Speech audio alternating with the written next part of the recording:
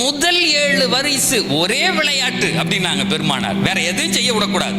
லாஇபூஹும் சபஆ, 7 வயசு வரை அந்த குழந்தை விளையாடணும். இது அந்த குழந்தை விளையாடுறதில்ல, அந்த வீட்டில் இருக்கக்கூடிய அத்தா, அம்மா, அண்ணன், தம்பி, சித்தப்பா, பெரியப்பா யார் அந்த வீட்டுக்கு வந்தாலும் அந்த பிள்ளைகளோடு விளையாட வேண்டும். அது பாஷையில் பேச வேண்டும். குழந்தைக்குன்னு ஒரு பாஷை இருக்குல்ல, அதை நீ வெளியே போய் செஞ்சானா எல்லாரும் சிரிப்பான்.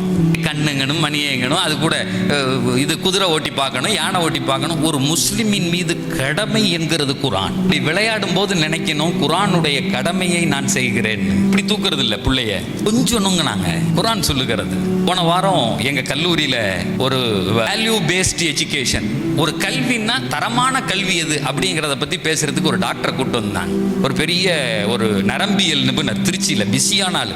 அவர் வந்து பேசினாரு, சார் நீங்க எல்லாம் வாத்தியாருங்கிறதுனால உங்களுக்கு ஒரு செய்தியை சொல்லிக்கிறேன் சார். வெறும் டீச்சர்ஸுக்கு மட்டும்தான் கிளாஸ் நடந்துச்சு சார். இன்றைக்கு உலகம் எங்க தெரியுமா போகுது? 7 வயசுக்குள்ள அந்த பிள்ளைகளுக்கு எதை கொடுக்குறீங்களோ சாவர வரையும் அதான் சார்.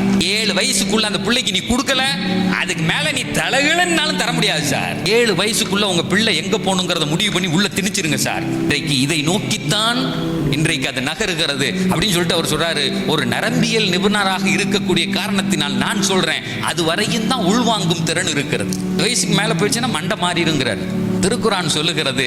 அப்படியெல்லாம் நீ திணிக்க வேணாண்டா கண்ணே, நீ நடந்து காமி உன் மகன் நடப்பாங்க. சொல்ல அழகா சொன்னாங்க, உன் பிள்ளையை உருவாக்க வேண்டிய இடத்தை நீ காமி, உன் பிள்ளை உருவாகுவான். ஏய் தொழுவுடா அப்படின்னு அத்தா சொல்லிட்டு தூங்கிட்டு கிடந்தா அப்படிலாம் பிள்ளை தொழுவ மாட்டான்.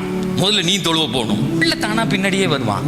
முதல்ல 5 ரக்காயத்து தொழுவான், 8 ரக்காயத்து தொழுவான். அப்புறமா பார்த்து இப்படி தொழணும் போல பிள்ளை கத்துக்குவான். இமிட்டேஷன். பிள்ளைகளை கூப்பிட்டு வைத்து வாயாடல் சொல்லுகிறதெல்லாம் விளங்காது.